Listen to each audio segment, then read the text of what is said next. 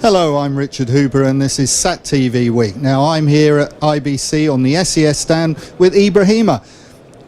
Tell me a little bit more about the African broadcast platforms.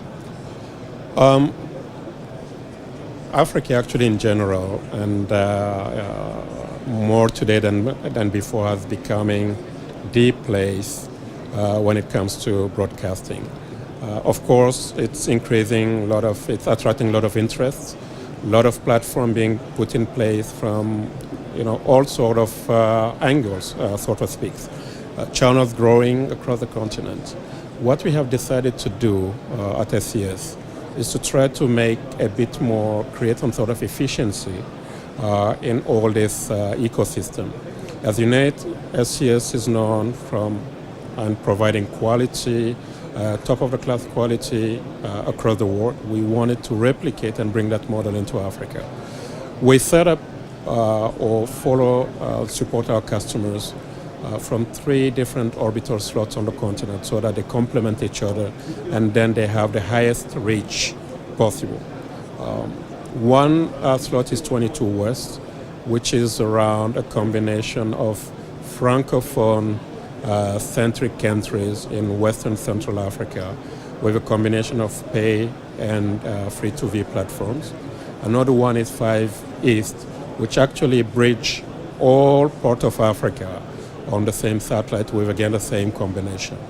Last but not least is to bring technical reach into West Africa from our 28.2 slots that focuses a lot over on Nigeria and Ghana in particular.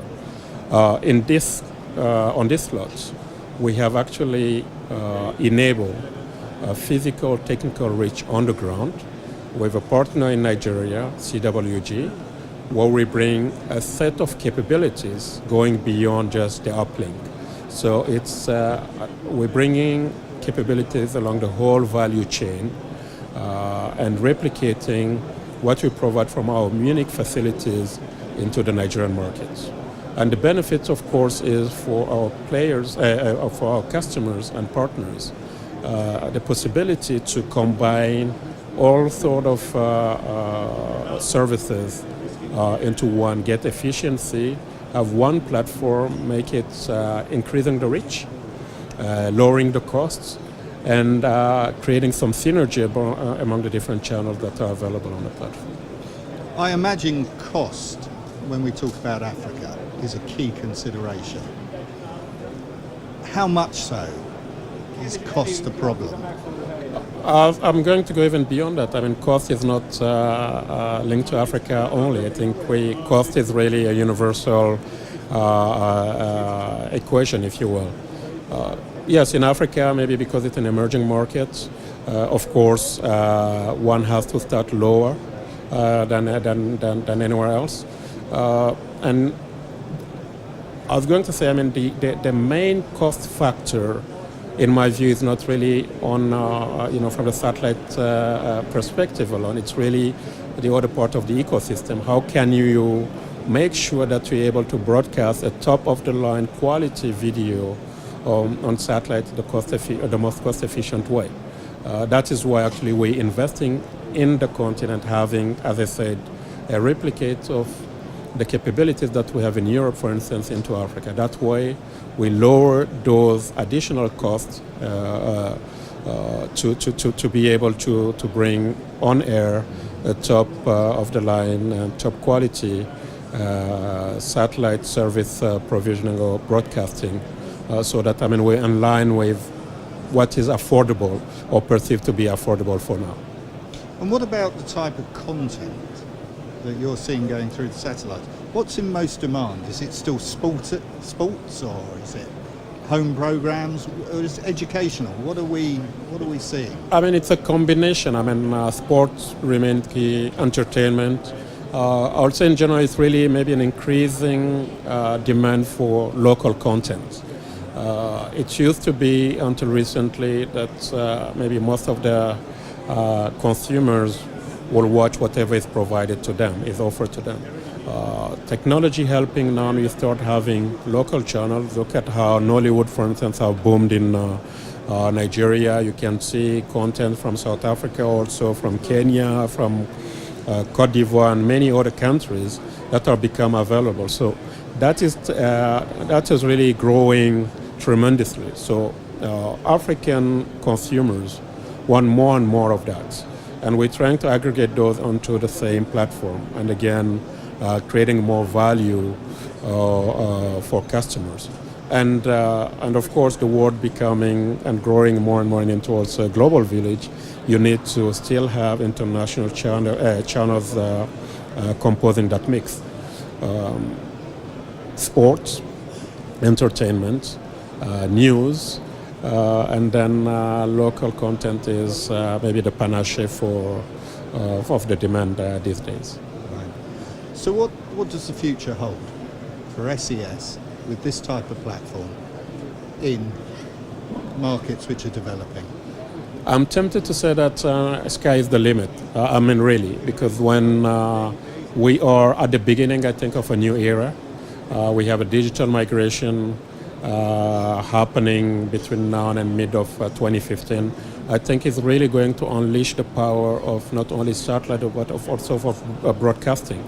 We expect to see growth in local content. The number of channels that are going to be available will be now counting thousands. And then this number is just going to keep growing and growing. Keep in mind that also with satellite and then with this digital migration, we'll have now access to an even bigger number of eyeballs. Non-urban Africa is going to be part of the equation now. It's no longer just the urban areas. We're talking about an additional 4 or 5 times even more subscribers or population that can be accessed, because more than 60-70% of Africans live in non-urban areas.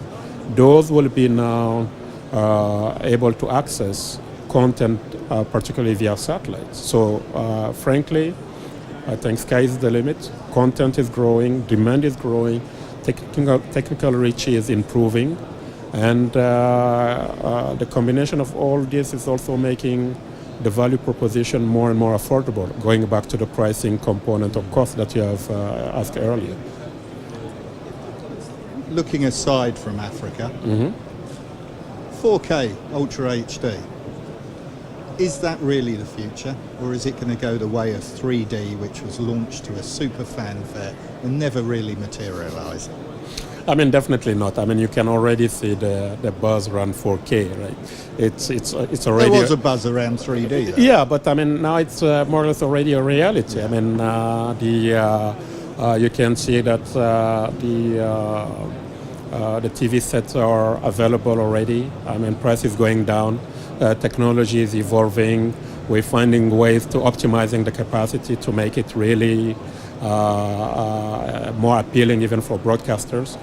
So I think it's actually going to be a reality. It's going to be a game changer.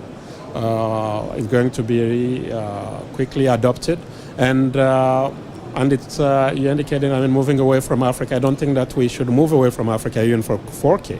I'm a strong believer that's where, again, Africa is going to be able to leapfrog on what is happening elsewhere. So 4K, in my view, will be adapted in Africa much sooner than anticipated, because you have new TV sets that are going to be sold in Africa. Today, most of them are already HD capable. So if the price of those TV sets continues to go down, we'll see an introduction of 4K enabled TV set at affordable price, and content is going to be available. So why not even seeing 4K in Africa around the next World Cup? Why not? Well, I'll come back and interview and we'll find out who's right. Ibrahima, thank you very much. Thank you for the opportunity.